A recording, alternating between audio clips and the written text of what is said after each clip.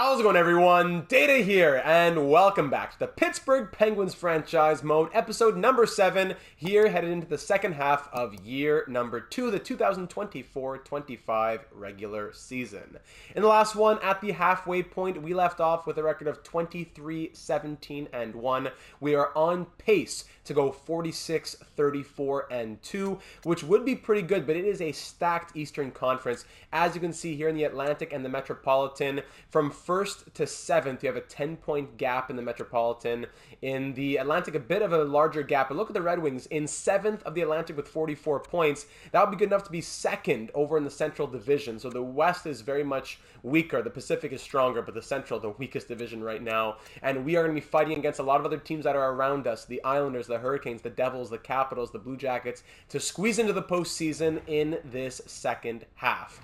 When it came to the point production last episode in the first half, we had a slow start to the year, but it was a lot of slow sim voodoo. As I'll get into the stats in a moment, some of our commenters broke it all down. The assistant general managers went in and did the research. We ended up having Sidney Crosby put up 46 points in the first half, so good to see that he's on pace to go above point per game after last season falling short. Jake Guentzel 36, Malkin 36, DeBrincat on pace for 66 points, Toffoli on pace for 62. Very nice, very nice. And our goaltending also not bad either, as Mackenzie Blackwood is 17-10-1 with 3 shutouts, a .915 save percentage, and 2.44 goals against average through 28 appearances. But one player that has been disappointing us in terms of his point production has been Ryan O'Reilly, who, yes, we got him with the expectation he would be probably like a 50-some point guy. We're getting him for his defensive game. We had him as second-line center. Now we bumped him down to third-line center, so it's understandable that his point production will go down, but he's only on pace for a 34-point season while playing third-line center, second-unit power play, first-unit penalty kill. So it's unfortunate that, yes, we're giving him less ice time, so yes, the expectations go down, but to only be on pace for 34 points as an 87 overall with 4.5-star puck skills, 4-star shooting, that has been a bit of a disappointment, and unfortunately we signed him to a big $8.75 million deal, hoping he would be our second-line center and Malkin would move to the wing, but that has not been the case, and Malkin has been playing as our second-line centerman. One good bounce back so far, just to note, is Dmitry Orlov. He's on pace to get 42 points this season. After last year, yeah, he put up 33, which was fine, but that was after a big push in the second half of the year. In the first half, he was abysmal, got relegated from first pair down to third pair. This season, he's playing first pair. He has 21 points. He's a +10. He's eating a lot of minutes, almost 24 minutes of ice time per night. So I'm very happy to see Dmitry Orlov bouncing back. But, big but here, Dmitry Orlov only signed for one more year after this one. He's down to an 83 overall. So that's why one of our major talking points at the end of last episode was, what are we going to be doing long-term for the left side of our defensive pairs moving into the future? Because right now on that left side, we have Dmitry Orlov, yes, who's been doing very well, but beyond next season, he likely won't be here. We also have Marcus Pettersson, but after this season, he's going to want a big extension, which we likely cannot afford, or at least we could afford but would not want to pay him for what his actual value is. And then aside from that, there's P.O. Joseph and Ty Smith, who are still seemingly stuck around 80 overall. So one name that definitely came up a lot, and we'll get into it, has been Josh Morrissey, an 89 overall defenseman who's on the block over in Winnipeg. The story absolutely lines up, but is the trade value there? Another talking point, of course, has been moving out Ryan O'Reilly, but that's where I turn to the assistant general managers, and we'll get into some of the thoughts that all of them had in the last episode. So as we get into the comments and start to debate whether or not it would make sense to move Ryan O'Reilly, I'm going to start off with Kronos. Kronos left some great stats right here that would really go into our decision-making process. Great video as always, Data. I was interested in the Ryan O'Reilly debate, so I actually wrote down some of his stats at different points throughout the season, as well as how he did in the slow sim, because as we saw in the last episode, a lot of slow sim voodoo, where our depth basically wasn't scoring at all unless we're doing the slow sim. In the calendar sim, they were atrocious. Not sure if you're at all interested. I absolutely am, so thank you, Kronos.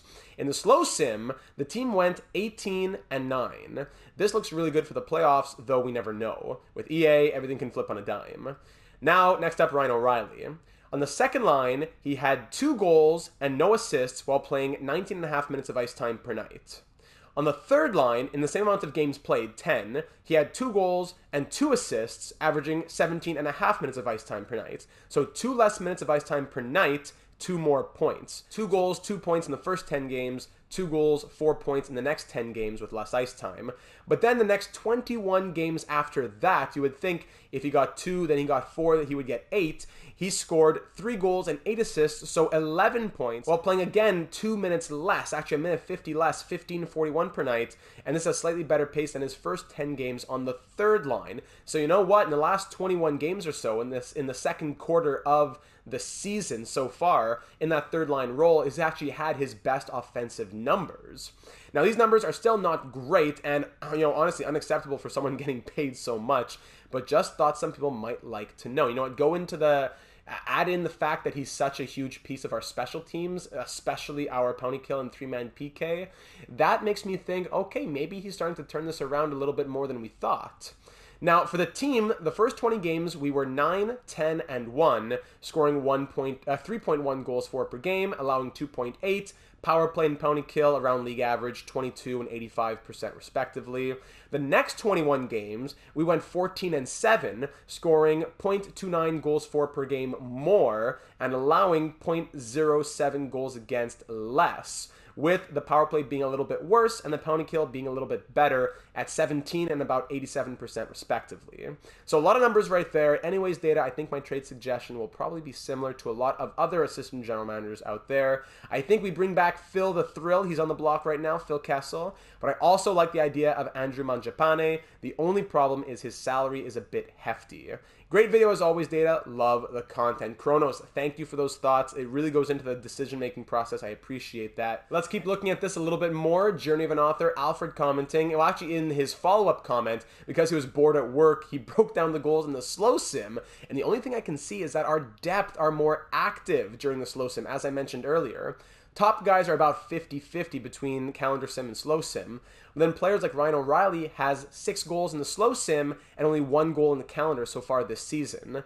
Hollander only scored in the slow sim, not at all in the calendar. And Brian Rust had only 2 in the calendar while scoring 10 in the slow sim. A lot of our players seem unable to score in the calendar. So what can we do with that information? I'm not sure, but thought that it was worth noting. It is worth noting if we have to slow sim every game in the second half, we will do it. Hopefully they can turn around the calendar, but very interesting to see those numbers. And it really tells you the difference. Some people have asked me in the past, is there really a difference between calendar and slow sim? I would say absolutely. And these numbers continue to add to the anecdotal evidence behind that.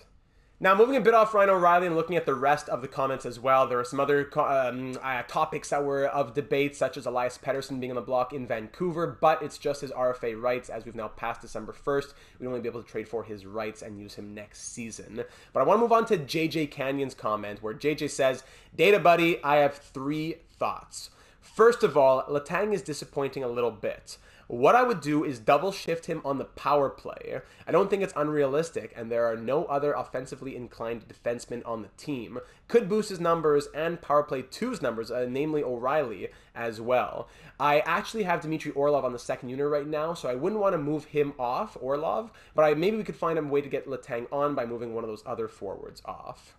Speaking of realism and Ryan O'Reilly, no one is going to be touching that contract with a 10-foot pole. For the sake of realism, I say don't move him. It just wouldn't make sense. I think there would be some moves that make sense, but it would be a deal in which we're taking back a bad contract too, or giving up more value to make it, to sweeten the pot. So I don't see it as an absolute albatross of a deal, but I do see it, as JJ says, as a deal that not many people would want to be touching.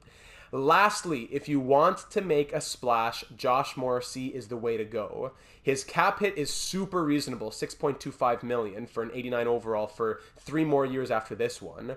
And while Orlov is playing well, it would give your team a scoring boost and really give you a great first pair. Teams don't win in the playoffs without one.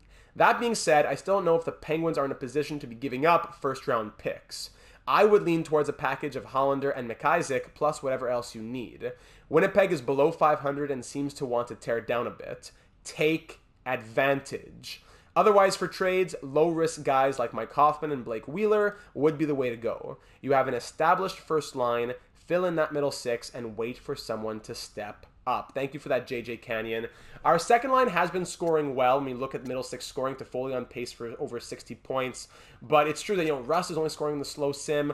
Hollander has been okay. We're trying to get him to grow, but I don't know, like he's going to get maybe 10 goals, 20 assists on the year, which wouldn't be horrible. For a team that's trying to contend for a Stanley Cup, that does raise questions, I would say. O'Reilly on that third line, a defensive presence. So middle six scoring hasn't been great. And swapping out Hollander in a Morrissey deal and then following up by bringing in a guy like Hoffman would be a nice idea as well, but it would continue to add to the costly rentals, the aging players, not having a lot of players that we're committed to. At least Hollander, homegrown guy that we want to keep in our system. That has value in and of itself, while a guy like Hoffman would just be a one and done, and then next season we have to fill that spot again. Meanwhile, when it comes to Josh Morrissey, as we've been saying already, Orlov has been doing very, very well. But if I could move out Marcus Pettersson, who is not coming back next season, move Orlov down to the second pair, give it a +2 with Zadorov, and then bring in Josh Morrissey to play top pair with Chris Letang for the next 3 years, 4 years if you include the, 3.5 years, I guess you could call it, at $6.25 million, that would be incredibly enticing. Because, yes, I looked at the pending free agents heading into next year. If we wanted to spend big money on one, I think there's Jake Chychrun, who could be a potential UFA. There could be Victor Hedman, Ivan Provorov on the left side. But that would be costing us $8-9 million, and we'd be competing with other teams. Getting Josh Morrissey now, who's on the trade block, at 6.25 as an 89 overall, that is an opportunity that I don't think we can pass up. But the trade value, it would be very hard to swing because they don't want Marcus Pettersson. They don't need more defense. They are just log jammed on the blue line. 1, 2, 3, 4, 5, 6, at least 7 guys who are NHL eligible. You have this guy Byron who's going to be in the NHL next year with medium elite potential. A bunch of 378, 79 guys. So I don't think they want a defenseman back, that's for sure. But I'm sure they would enjoy some sort of forward. Yeah, I don't see why not. But they don't want a centerman. So Ryan O'Reilly getting swapped would not work. They have Scheifele, Dubois, Perfetti, Lambert. They have Lowry on the block. So it wouldn't make sense to trade them Ryan O'Reilly. But if we could move Marcus Pettersson in a separate deal, and then whatever we get for him, we flip to Winnipeg in a deal that also gets us Josh Morrissey, it would be very costly. It would deplete a lot of our draft capital, but it would fill in a big hole long-term on the blue line. And again, speaking of Ryan O'Reilly, as Dan says in his comments, my great opinion, don't move ROR unless we're making salary cap room for another piece on the roster. Yes, he's costing us a lot of money. Yes, he's not producing as much on the stat sheet, but he's still one of the best defensive forwards in the league and will still have a fit in this lineup when called upon. I can already foresee a situation when we're watching an OT playoff game and we see him making a game-sealing defensive play to continue our run. He's strong on the face-off dot and has multiple defensive superstar abilities. Downgrading to a player like Danault would be okay, but then to do it only to add a prospect on top seems like a step back when we want to make a playoff run. I would vote in favor of that move in the offseason, or if we fall apart between now and the deadline. For now, we need as much skill as we can get. Great video as always, and good luck in the second half of the season. Go the Capitals fan, Dan. Thank you very much, my friend. I think when we ended off last episode, my emotions were a bit high, but now that I've been reading these comments, I've had a lot more time to think about it. I've come around, and if Ryan O'Reilly were to leave, I think the earliest point that could happen would be in the 2025 offseason. So I'll go ahead and stop the comments there because I think we have our game plan in mind. Shout out to a few of these other comments I'm going to run on the screen just on the side that I can't read through all right now. As always, I always read through them. I reply to all of them on YouTube, and we discuss all of them over on Discord. So apologies if I couldn't read it in this episode, but they've all been discussed, including thoughts on what we're going to do with Josh Morrissey. We were considering what the cost of him would be, and it would take a few draft picks to get the value to make sense, like a first, couple seconds, couple thirds. Pat was saying if it would cost the Islanders first, don't do it, even if it's a later first, because the 2025 draft class is packed. It does include the 5 created players from the winners of the Data 782 Fantasy Hockey League. So because of those 5 extra players in, come on, view draft class. Because of those 5 extra players in the draft class, that bumps down the quality of everyone else. So even if that first overall pick from the Islanders is, let's say, 20th overall, really that's like a 15th overall pick when you look at the rest of the talent that we have in here. So these guys don't have their potential uncovered yet, but there are a lot of good ones out here. So that's why it would be valuable to keep the 2025 first and move, let's say, a 2026 first, even if we only have one, so that we can keep our 2 firsts in 2025. So all that being said, I'm ready to start moving into my game plan for this second half of the season. I think my first move is to move Marcus Pettersson in the hopes of acquiring Josh Morrissey. They want to move Morrissey. They're rebuilding. They have a ton of defensemen. They're below 500. They would move him to the Eastern Conference. I think it makes perfect sense.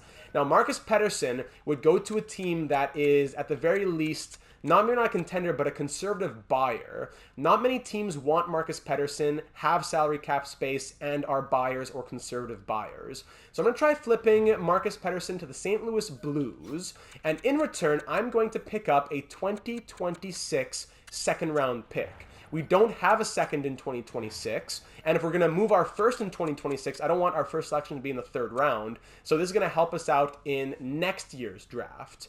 So give me a 2026 second, and I will give you a 2027 7th. Is that enough to make this happen? I've done some experimenting myself. Trade accepted, beautiful. Straight up, it did not work. I was doing, as always, I do some experimentation before, just in a separate save file, just to see if what I'm doing is going to waste a half hour of my time or if it's worth looking into. Now, here's the question of, will this work out? Josh Morrissey, I'm not 100% sure that this will go through. I've only looked at the trade value evening up, and I'm assuming that it will because he's on the trade block. Sometimes if a player is not on the block and the trade value lines up, it isn't going to go through. But usually, 90% of the time, if the player is on the block and the trade value lines up, the trade will happen without much of a hitch. So that's what I'm crossing my fingers for. But Marcus Pettersson, who spent so long here with the Pittsburgh Penguins, he is off to the St. Louis Blues. Thank you for your service, my friend. We have enjoyed having you. But to pay you $5 million as an 83 overall, and when we can pay 6.25 to Josh Morrissey as an 89, it comes down to business, buddy. So he can be a piece on the Blues blue line playing top 4. There you go. Second pair with Colton Parayko. There you go. Thank you for all your time here with the Penguins. Coming in the Rickard Rakell deal, I believe, back from the Ducks, and it was 1, 2, 3, 4, 5. He was in his 6th season here with the Penguins. We will miss you. You did well. 10 points. You're on pace for 20. You were +3 last season, 21, +13. But as I said, it just comes down to business. Now I head over to the Winnipeg Jets, and I look at them. They are sellers. They're below 500. Even in the real world, they're selling off everybody. Josh Morrissey, 29 years of age, making $6.25 million for the next 3 years after this one. The future of our blue line as Chris Letang starts to regress or retire. 17 points this year on a very bad Winnipeg team. He has a few X factors as well. Tape to tape, in reverse, quick pick. Offensive defenseman, 5-star puck skills, senses, and defense. Rare for an offensive defenseman to have 5-star defense, so that is very valuable. Great skater. He's physical enough at 6 foot.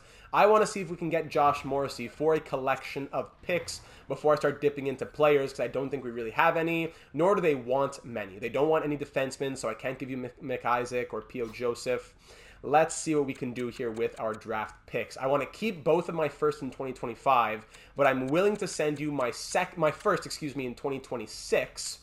And I would also be willing to throw in my second in 2027. In previous franchise modes, I never wanted to go beyond like 2 years of trading picks. But now in the real world, teams are trading 3-4 years into the future. So I think it makes sense. I don't want to trade 5 years into the future, 6 years into the future. But let's say a first and a second. Let's start with that. Would a 2026 first, you think we're not going to be good next year, you think that's a high valuable pick, would a 2026 first and a 2027 second be enough to get Josh Morrissey off your hands? What do you say here, Winnipeg? Trade rejected, value is too far off. Can I make it a third, first, second, third type of thing, like a Thomas Tatar here?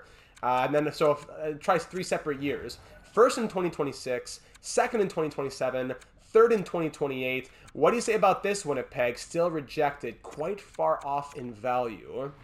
Maybe 2/3. I don't want to give up our third this season. I really want to use our picks this year. But maybe a Chicago fourth. A first, second, third, and a fourth, like a Tanner Jeannot type of deal. Winnipeg, what do you say about this? Josh Morrissey, welcome to Pittsburgh, Bella. Let's go. I am happy to accept this proposal. Thank you, Mr. Shovel Day Off, and we consider it a done deal. First, second, third, and fourth off to Winnipeg in exchange for Josh Morrissey, our new #1 left D, which is going to help out the blue line very, very much. Orlov, a little pressure off of him. He can keep doing what he's doing with a +2 with Nikita Zadorov.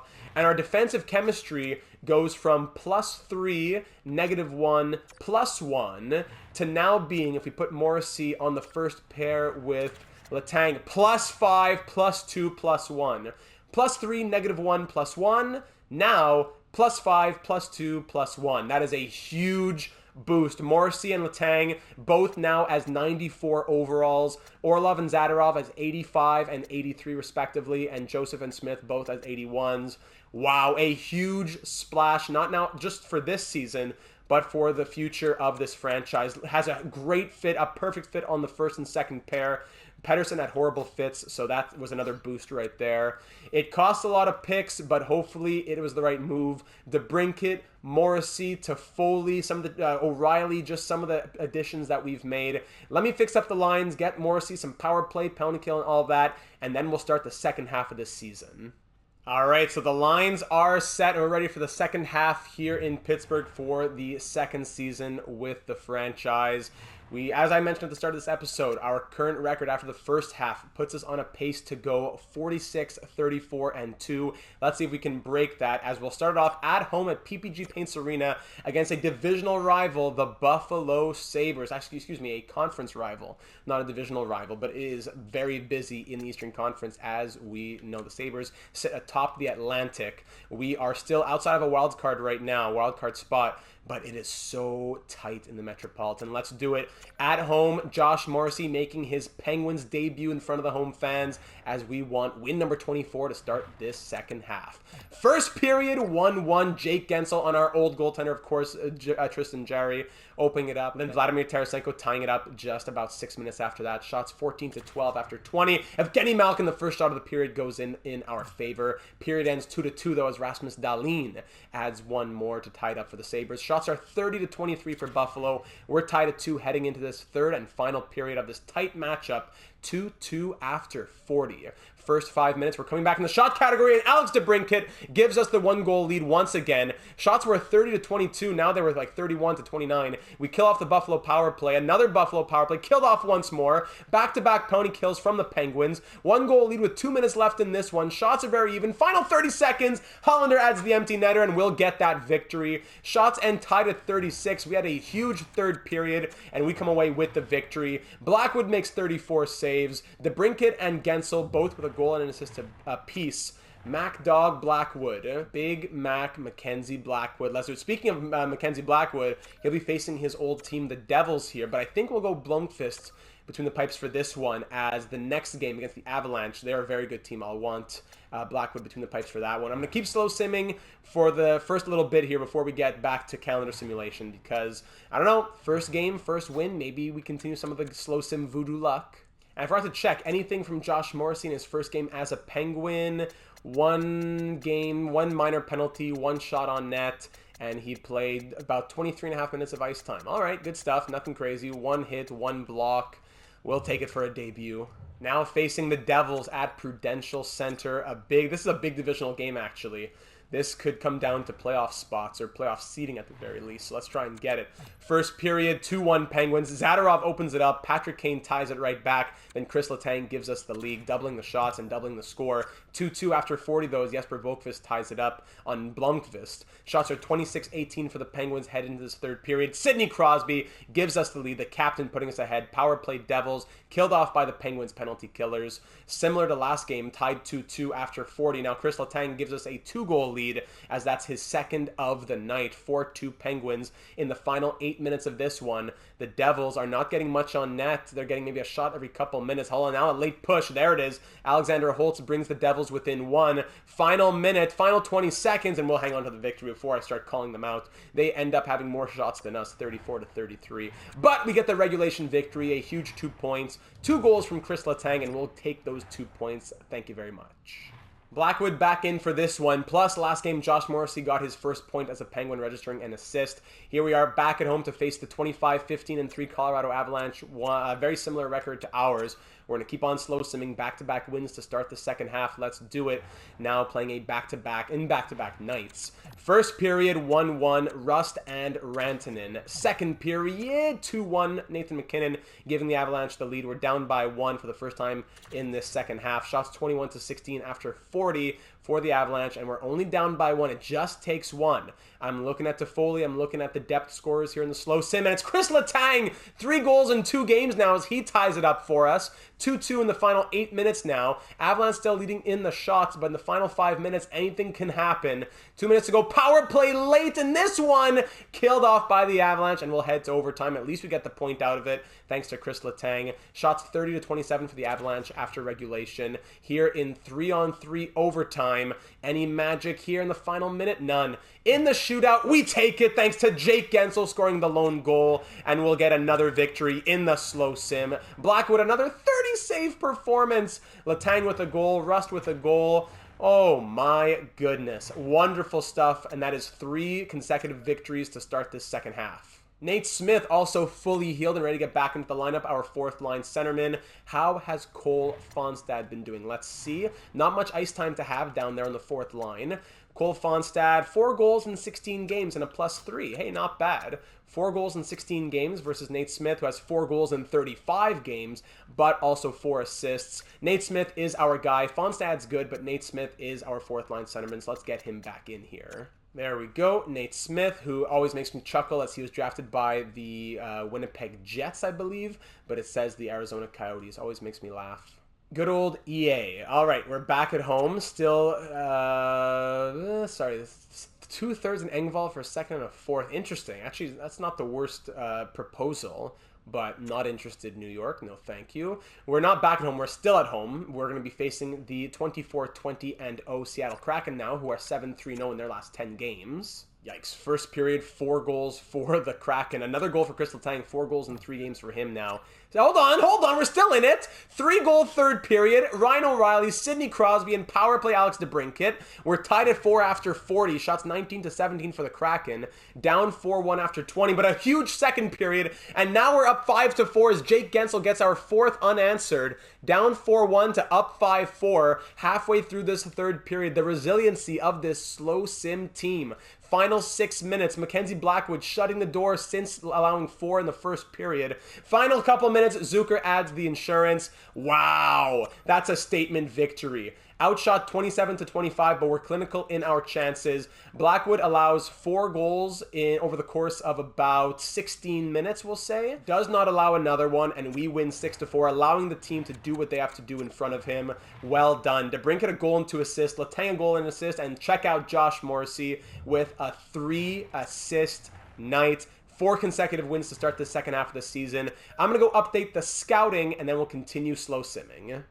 Also, a quick shout out while I'm doing the scouting to Leon Botter. If you know, you know. Legend from, I believe, our Minnesota Wild franchise mode back on NHL 21. German, just like the original Leon Botter. Maybe we can take a little dart throw on him somewhere in the draft. All right, that's all taken care of. Now we will go on to face the Metropolitan Division leading New York Islanders at UBS Arena. We are just, actually, okay, so they have 1 game in hand, and they're 4 points ahead of us. So a win right here would still give us a game in hand, but we'd be 2 points behind. They're 28-15-3. We're 27-17-1. A big game right here. We're 9-1-0 in our last 10. We're on a nice little winning streak here to start the second half of the season. Let's do it. On Long Island. Let's go. First period, first shot. All right, first shot of the game. Casey Cizikas scores, but then Jake Guentzel and Evgeny Malkin answer about 10 minutes later, just like 23 seconds apart from each other. Shots 11-10 in our favor, and we're up by 1. Second period, ooh, 4-4 game.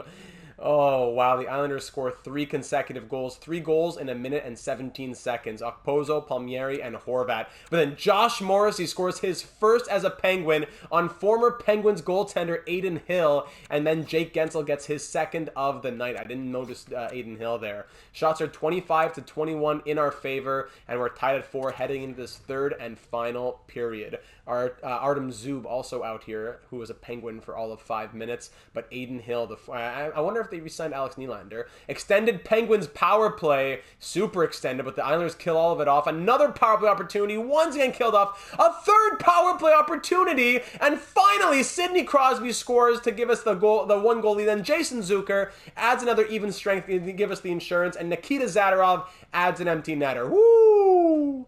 Wow, another great performance, and Mackenzie Blackwood shutting it down after allowing a flurry of goals. Shots end 41-25 in our favor, but we win 7-4 the final. Islanders taking penalties left and right, high-sticking double minor, hooking minor, holding minor. Wow, but we come away with the 7-4 victory. Crosby a goal and 2 assists. Jake Gensel with a couple of goals. And it's another victory, and it's a big one. It's in terms of divisional meaning. What's our winning streak at now in the calendar if we stretch back to the end of the first half? So it's a 5-game winning streak to start the second half of the season, and a 7-game winning streak if we stretch back to the first half of the year. On top of that, we've won 9 of our last 11 games, going 9-2-0 since the New Year's Eve on December 31st. Lovely. So now we got back-to-back. We'll be at home to take on the St. Louis Blues now. Ryan O'Reilly's old team. Marcus Pettersson facing his old team, and we'll put Blomqvist between the pipes for that one. Here we go, facing the Blues at home. They are 20-19-6. They're trying to make a push over in the West. It's wide open in the Central, so they could definitely make it. Here we go at home. First period, 1-0 Blake Wheeler. Second period, 2-1 Blues. DeBrincat ties it up, then Braden Shen extends the lead, or reestablishes the lead. Shots 21-17 for the Blues after 40. We're down by 1 here in the third period to keep this winning streak alive. Of course, it's going to always be the toughest time against the lowest teams. Buchnevich, former Channel legend. No, he's still a Channel legend and certified bellow. Back with the Seattle Kraken series.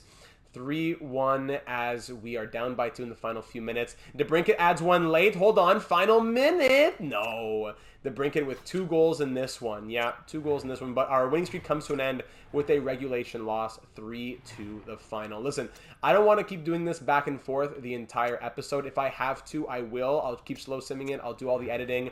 Let's try doing a little bit of calendar simulation. Maybe just 5 games and see how this team performs. So we'll do the Ducks, the Senators, the Blue Jackets, the Hurricanes, and the Flames. Yeah, I don't necessarily want to go see the Coyotes, but we'll just do those 5 games to give ourselves a little bit of a sample here. We are 28-18-1. Lindmark fully healed down in the AHL. Okay, so we had a 4-1 win against the Ducks, then a 3-2 loss against the Senators. So the first 2 games, 1-1 in the calendar here. A little all-star break at the end of January, start of February. At home to host the Blue Jackets after a little bit of well-deserved rest. We lose 3-2 in regulation. We're not scoring goals here. 3-2 win, still not scoring goals. And then facing the Flames, who are a very good team, get shut out 5-0. 30-21-1 is our record. You know what? One last calendar sim game against a very bad 20-28-4 Coyotes team. If we don't win this game, we're definitely going back to slow simming. But either way, I'm going to 2-1, barely. I don't know, why can't we score in the calendar? Slow simming. Here we go. It's a 31-19-4 New York Rangers. Very, very big divisional matchup. First period, 1-0 Jason Zucker. See, I bet he wasn't scoring. Depth guys like him in the calendar. Second period, 3-0. Tyler Toffoli on the power play. Josh Morrissey. Shots tied at 21. We're up 3-0. So we're going to barely win 2-1 against the Coyotes. But then against a team that's as good as us, we're up 3-0 through 50 minutes in the final 10 minutes of this third period. Shots tied at 27.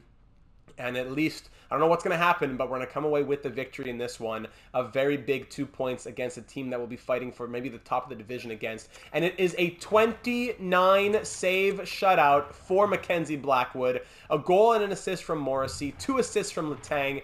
And we're back to being the slow sim merchants, I suppose.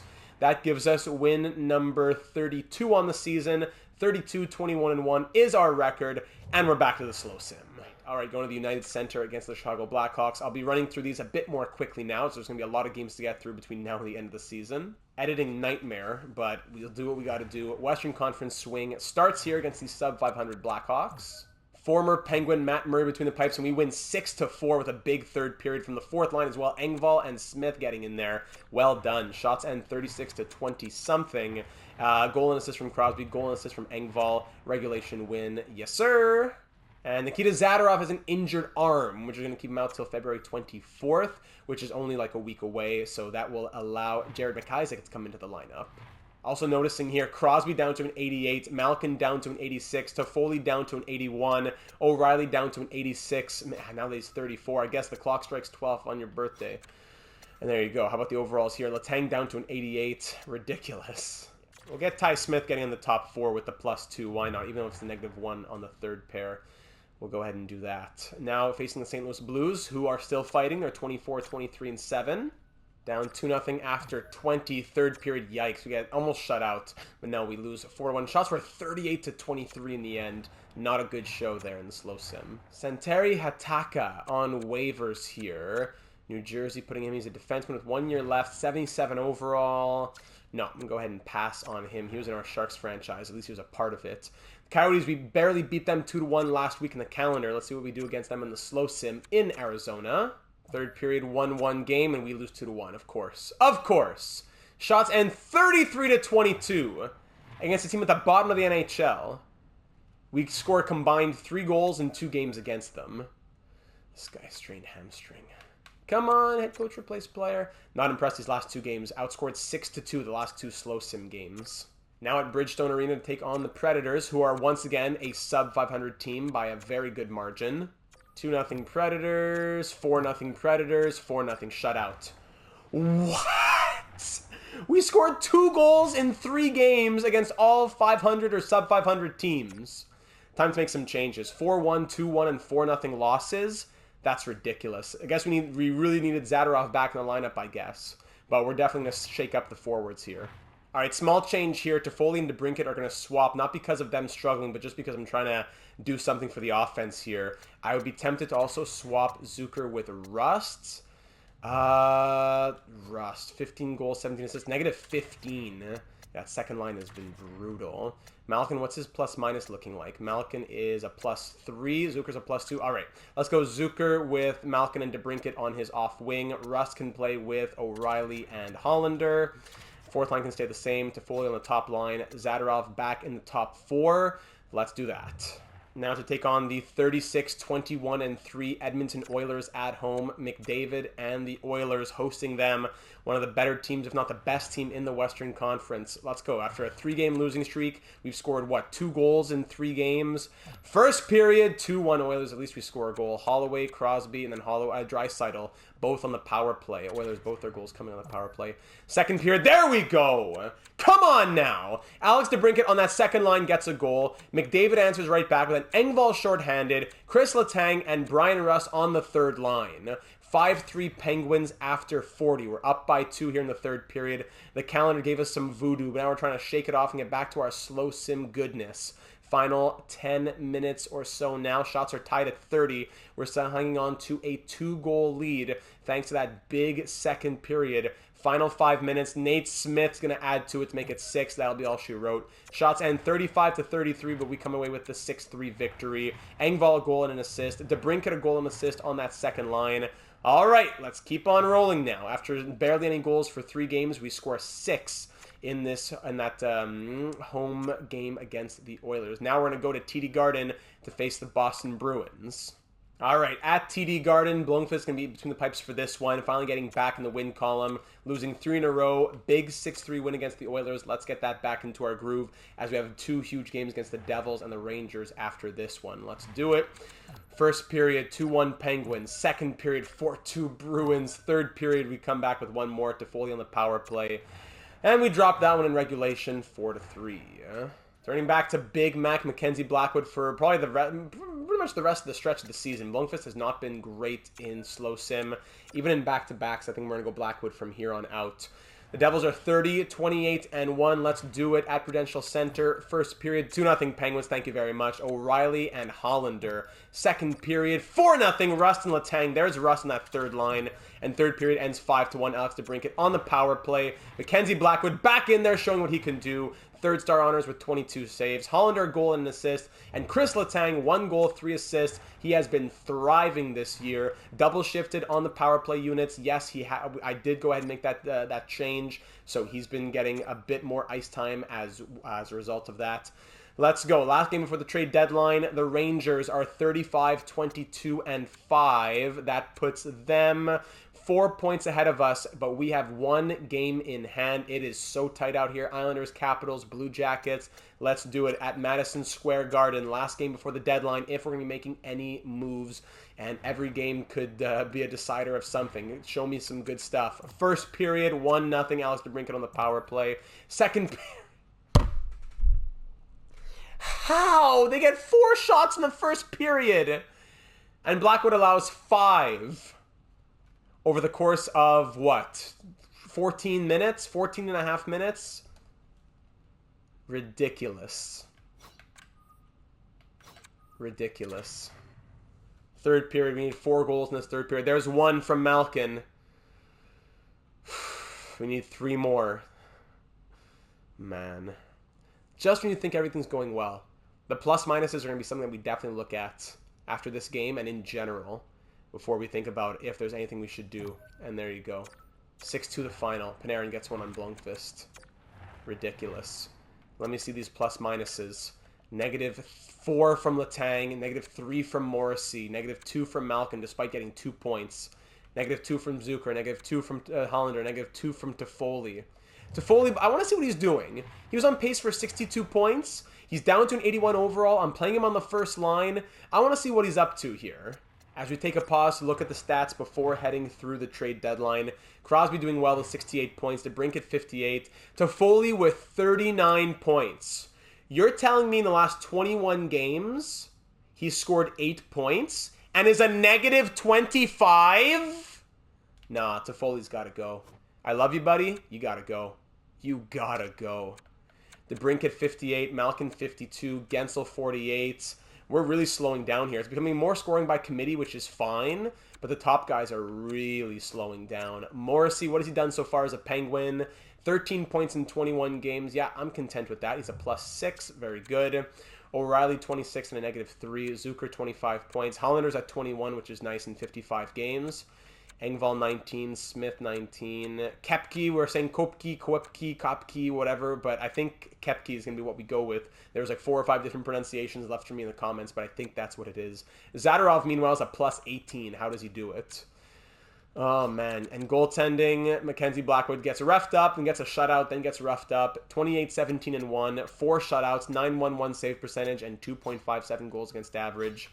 So we need that middle 6 scorer here. It would be great if we could do a 1-for-1 trade with Toffoli for somebody else. I've loved having you here, Tyler. You were a great pickup last season. 34 points in 41 games, but now you have 39 in 62, and you're -25, and you're dropping rapidly in overall. Yeah, I'm going to do my due diligence. I'm going to look around the trade blocks around the league and see if there's anything that interests me. Oh, and by the way, if you're curious, we currently sit 13th best in the league with 3.29 goals for per game, 2.79 against. Power play at 18.2% is among the top 10 or so of the league.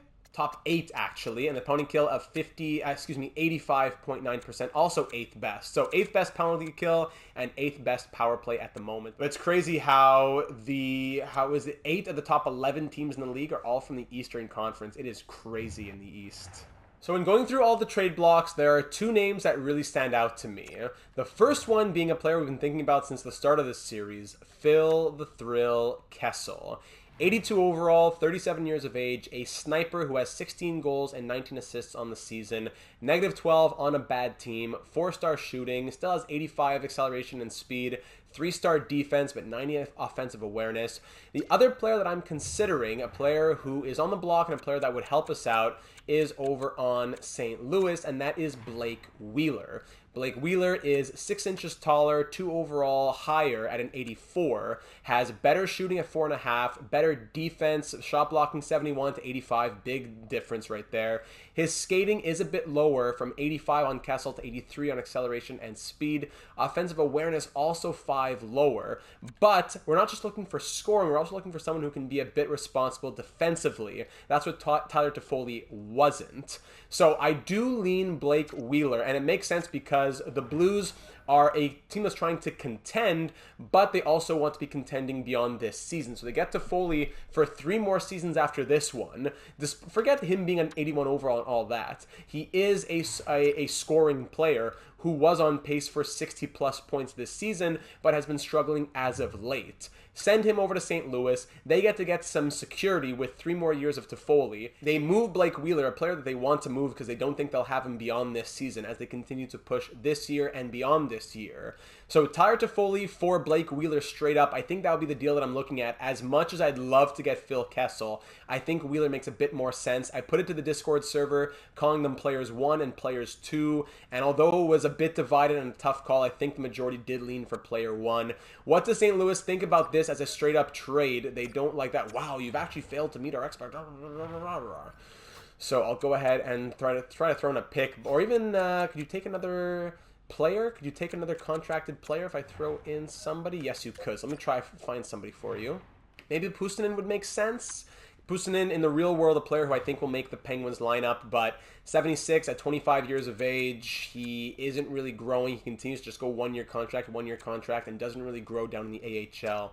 So Puustinen, although he's a great piece in the real world, it might just be better to cut our ties with him and to free up the spot for someone else who has better potential and growth ability. What do you say now, St. Louis? Oh, well, now I'm happy to accept this proposal. We consider it a done deal. All right, thank you very much. Tyler, thank you for your service here with Pittsburgh. We signed you that big contract with no movement clause, knowing that you would move eventually. I thought he'd be gone in a couple of years. He was horrible in the second half of the season so far, a huge defensive liability. So Blake Wheeler, welcome to Pittsburgh, buddy. Hopefully you won't be too troublesome for our locker room. How does he fit in the lineup? Good fit on the second line. So we'll put him on the second line. Let's see, if DeBrincat goes back to the first line, can anyone play on the second line to boost it up a bit more? Not even, eh? That's crazy. He has such a perfect fit on the second line. Malkin has a good fit as well. Even Zucker has a good fit, but only a +1. Could anyone give it a plus anything else? DeBrincat or Gensel could give it a +3, but then who replaces either of them on the first line? Would Rust go there? Hollander maybe? Maybe. But we'll keep it like this for now. DeBrincat's going to go back to the first line, and we'll try the second line as Zucker, Malkin, and Wheeler. Even though Wheeler's a bit more of a playmaker, maybe DeBrincat should stay on this line to give it the +3. And then first line, Gensel, Crosby, Rust. Let's try mixing things around. Yeah, I'm going to try mixing it around because of the playing style that Wheeler has. +2, +3, +1. We'll do that for the top 9. Aside from that, let me make some more special team changes.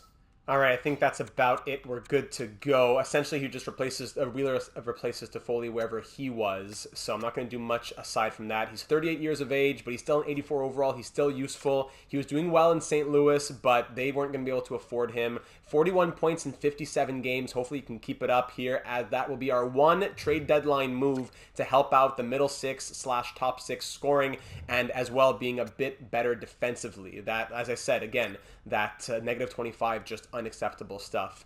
Down here in the AHL, I'm just going to best lines it at this point. The season's almost over. Just got to take Yager out, of course, and make sure that Cormier and Pickering are the top pair.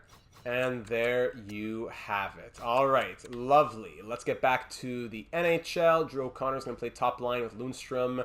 And all right, this is the team that we're rolling with towards the end of this season. It's going to be a tight race to the finish in the Metropolitan Division. Let's see what other deals were made around the league, and we'll get to this next game against the current division-leading Carolina Hurricanes. Through the deadline, let's see what other moves were made around the league, scrolling all the way down to the start of this episode. There we go. So actually, not the start of this episode. It just goes back to the start of the deadline.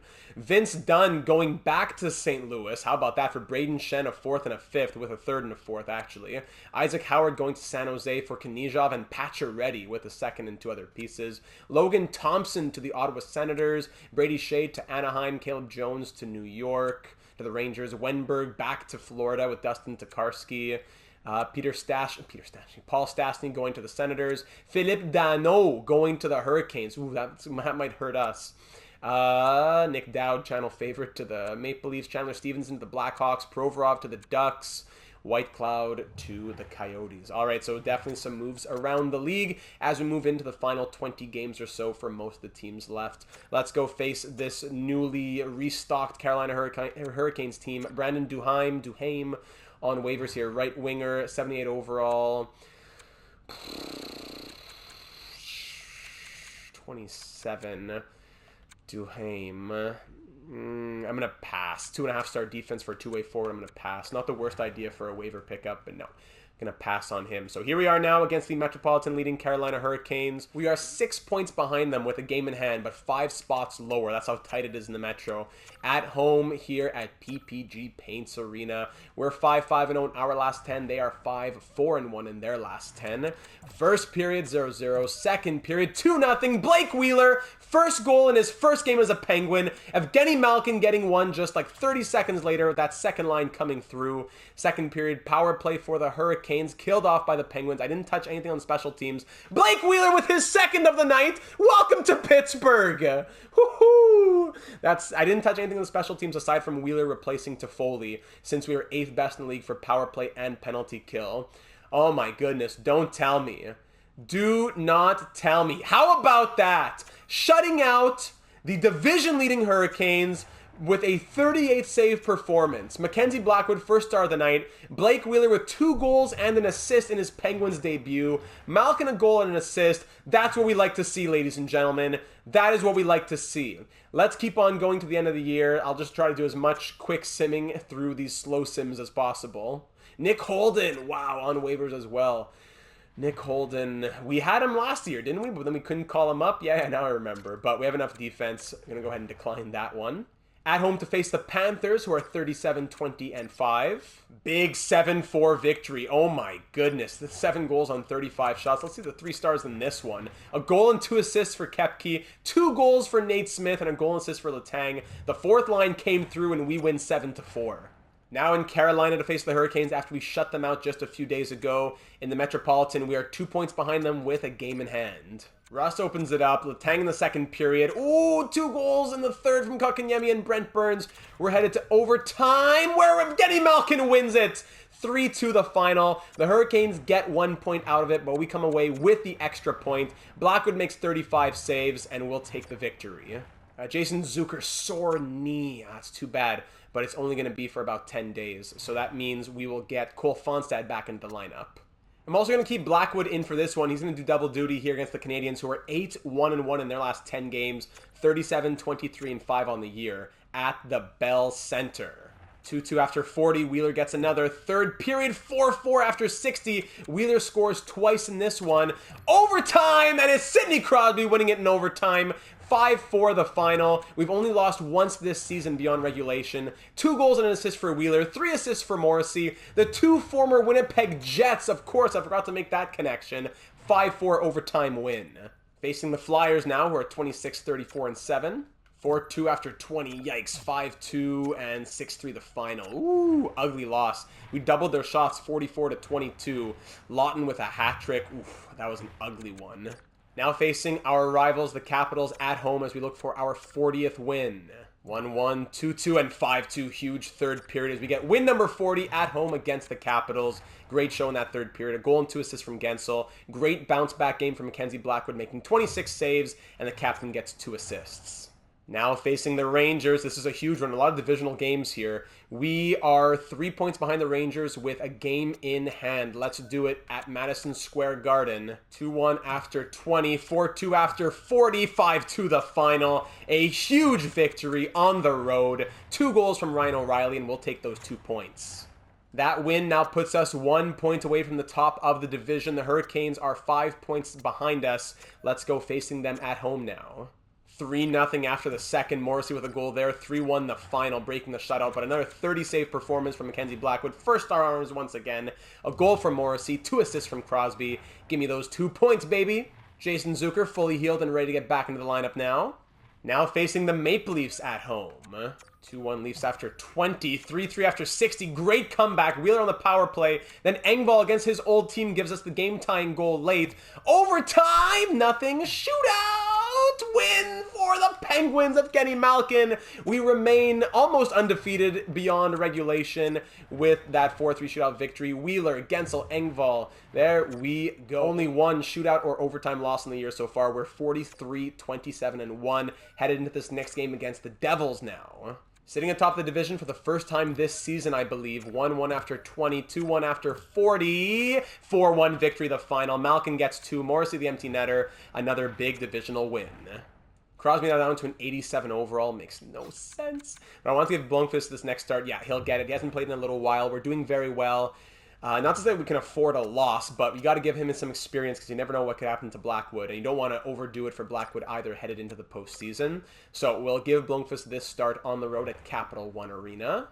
2-1 after 43-3. Another big third period comeback. Letang to tie it up. Letang to put us within 1, and Gensel to tie it up on the power play. Overtime solves nothing. Shootout, and we once again come away with a shootout victory.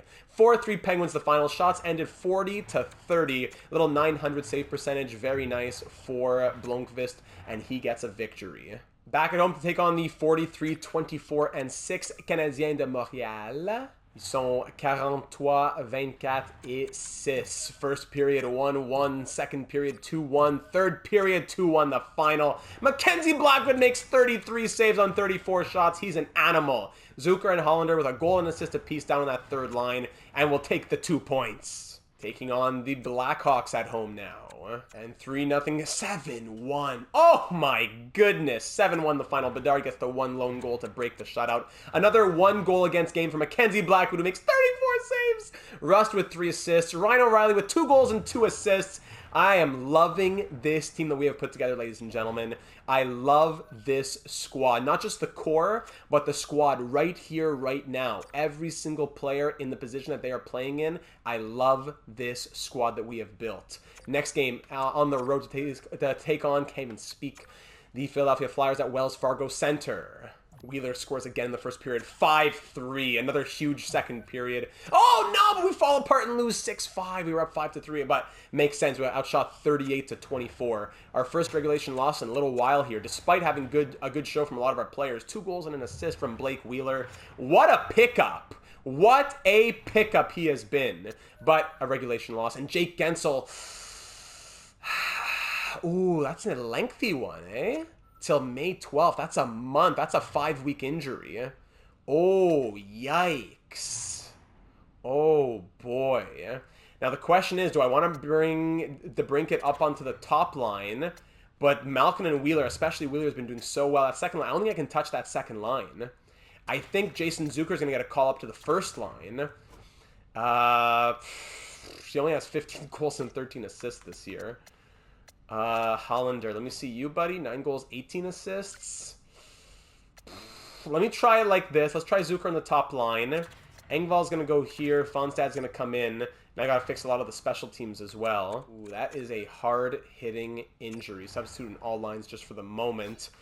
Jake Gensel, his regular season will end having scored 30 goals and 30 assists, 60 points in 76 games. That is a big blow to end off the year. I'll fix up the lines, then we'll end off the season with the last few games, but that's going to hurt. All right, the changes have been made. Not great for the line chemistry, but that second line has just been so good, I can't break them up. Let's see how Zucker, Crosby, and Russ do. This will be a little audition for them to the end of the season. If we got to change things up by the postseason, then we will do so. But there's a little experiment for us. Let's go. Now taking on the Wings and a little home and home in Detroit at Little Caesars Arena. We're hot. We're ready. Let's do it before we will host them the next day. Let's see if we can get to 50 wins maybe. We're on pace for 46. Let's see if we can break 50. First period, 1-0 Blake Wheeler, of course. Second period, Malkin and O'Reilly. Third period ends 4-1. Morrissey on the power play. A late goal to break the shutout once again, but another 1 goal against performance for Mackenzie Blackwood. A goal and 2 assists for Malkin. A goal and an assist for Wheeler. A goal for O'Reilly. That second line is too good to break up, and you're going to love to see those stats at the end of the year. Next game, now we're at home to take on the Red Wings once again after a 4-1 victory.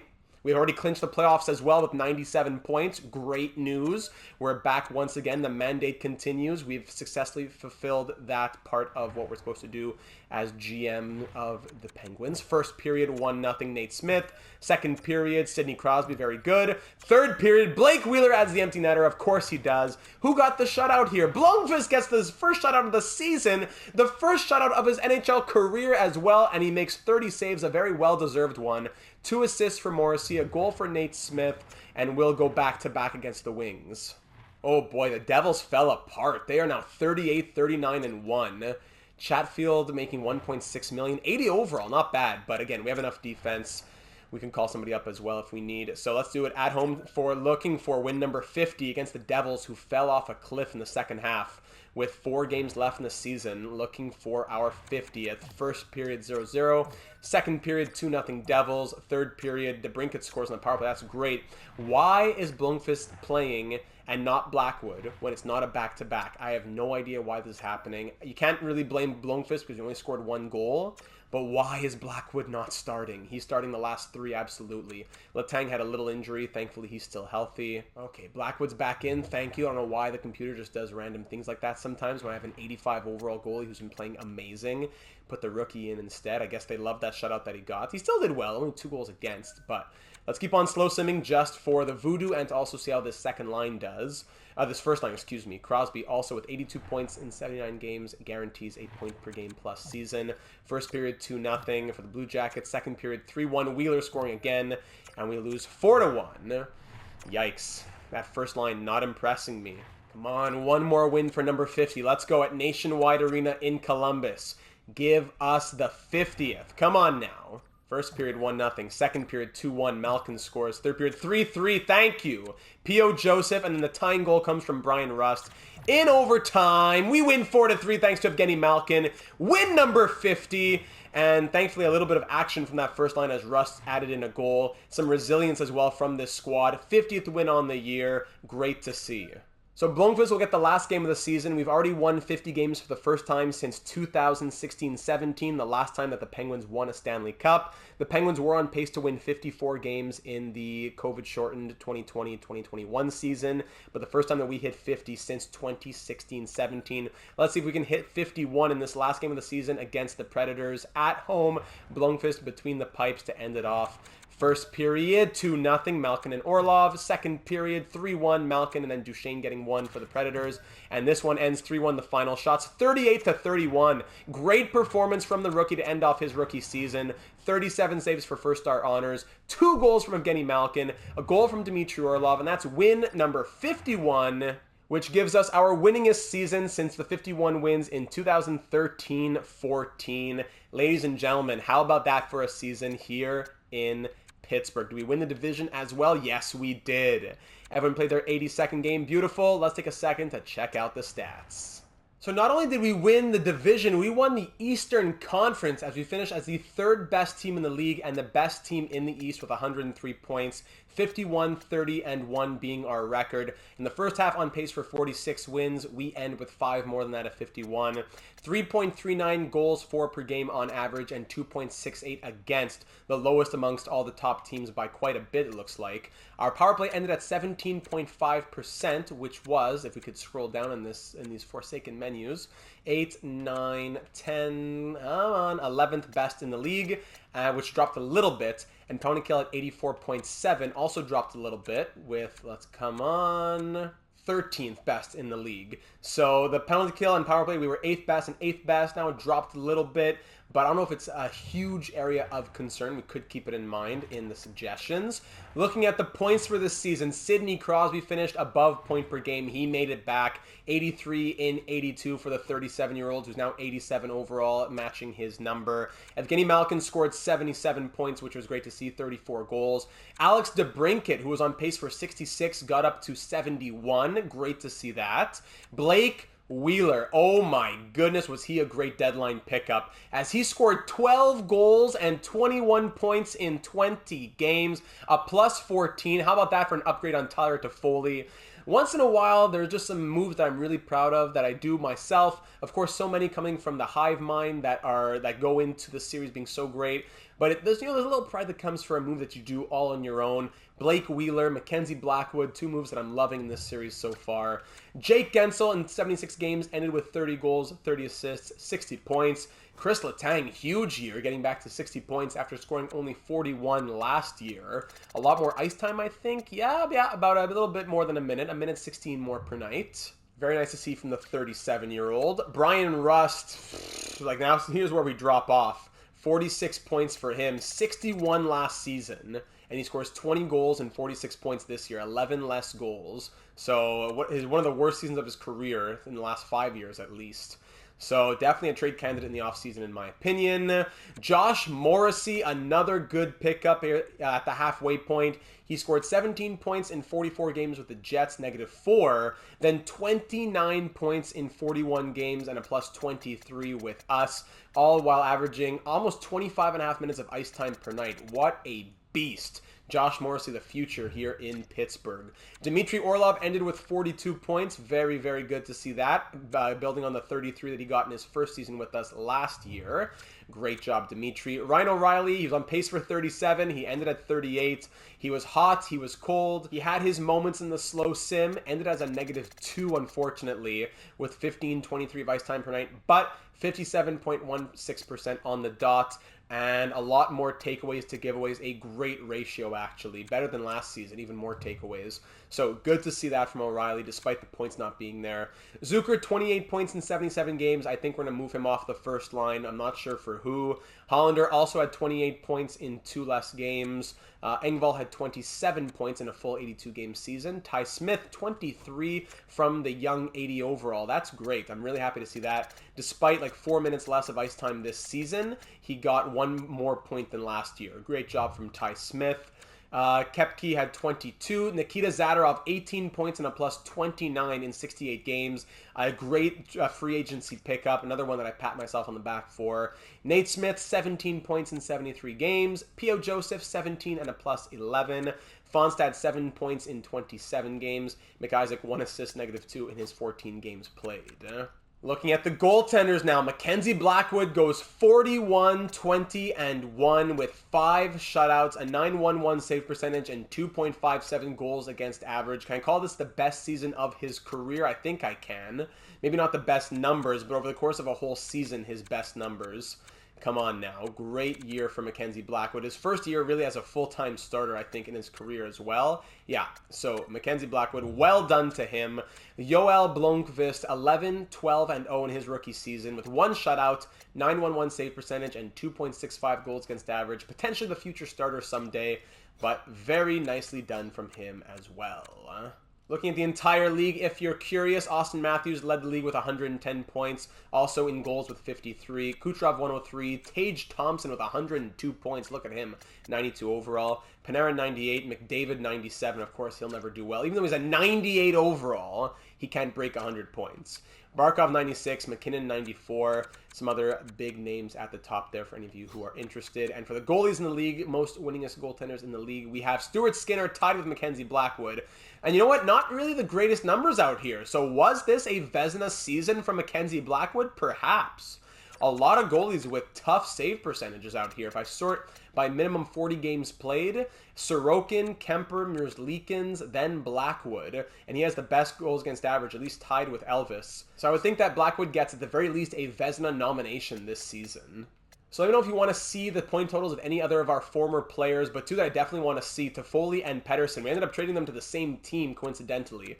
So Tyler Toffoli, last year he played 85 games, I think, in total. This year he played 83, scored 9 points in 21 games with the Blues. It was a +1, while, he was playing like the 4th line. So that's great for 4th line, actually.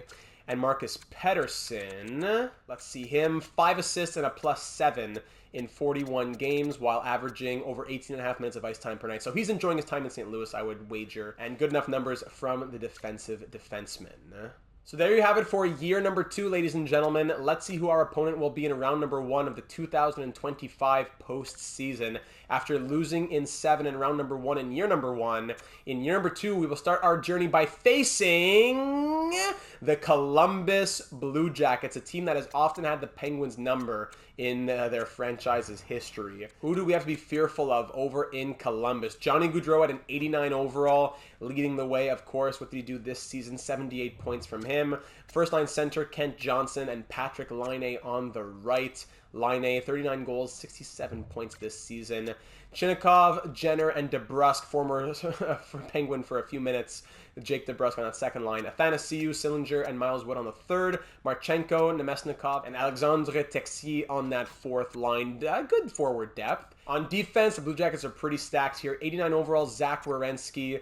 What did he do on the season? 55 points this year with David Jiricek on his right. I still think I'm pronouncing his name wrong, but 87 overall. Adam Boqvist on the second pair with Gavrikov, then Jake Bean with Damon Severson on the third pair. So great defensive depth for the Blue Jackets. And of course, of course, if you know, you know here on the channel, our number 1 channel nemesis, Elvis Merzlikins, 83 overall, back starting for the Blue Jackets, back to haunt us one more. 31, 17, and 7 on the year. 4 shutouts, a .913 save percentage, and 2.57 goals against average. Very good numbers. He's backed up by Daniil Tarasov.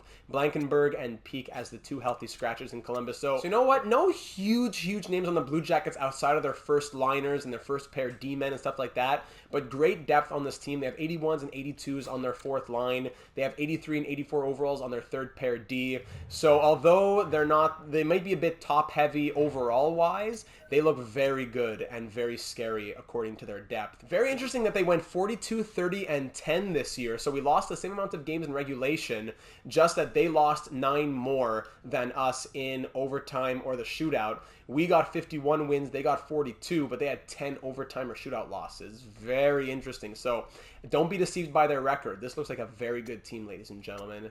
But I think we'll go ahead and end it off there. Not really much to think about when it comes to contract extensions. We could think about sending out an offer to P.O. Joseph, maybe to Lucas Cormier. But Blake Wheeler, I doubt we'd be able to keep him. I'm sure he wants a lot of money as well. Yeah, he wants upwards of $4 million. So we have 10.5 to play with, but I'd rather dedicate that money to free agency. I don't know, unless Blake Wheeler's a huge hero in the postseason, you never know. Lucas Cormier, could we extend him right now? We could. We could do 3 years at league minimum and keep him as an RFA. So we could think about doing that. So let me know all your suggestions for the organization as well as for the lines headed into the postseason. As Jake Gensel's still out for 2-3 weeks. He's out for the entirety of round number 1. Who are we going to play on that first line with Crosby? I wouldn't even say that Russ is a guarantee on that first line. If we were just in theory to put the second line onto the first line, they have a +2 as opposed to a +3, but they've been so good. Maybe we want to keep giving them that ice time. I don't know, but let me know your thoughts for the forwards. Defense should be good to go as we've been. Goaltenders, you know what, Mackenzie Blackwood is our guy. Let me know your thoughts for the special teams as they did drop down a little bit toward the end of the year. Our first unit power play looks like this. Our second unit power play looks like this, if it could load. And over on the penalty kill, our first unit looks like this. Second unit looks like this, and third unit looks like this. They've been like that for the entire season. They've been good, just falling off a little bit towards the end of the year. So let me know all your suggestions down here on YouTube or over on the Discord server, link in the description. Leave a like if you enjoyed this second half of the season, as well as if you support the Morrissey and the Wheeler trades, the 2 former Jets who made huge impacts on the second half of the season. We end with 51 wins. I'm super excited to head into the postseason, and I hope you are as well. So don't forget to subscribe if you haven't already to be made aware of all of our uploads for this franchise mode series, as well as everything else we're doing on the channel, breaking news and analysis for all the ongoing off-season moves in the real world NHL, as the awards, the draft, free agency are all getting going. Many live streams have already been starting to happen, but more are coming your way. You don't want to miss them. It's a great time here on the channel, and it'll be that much better with you as a part of it. So once again, thanks for taking the time, and I look forward to seeing you in the year number 2 postseason, where we look to go all the way.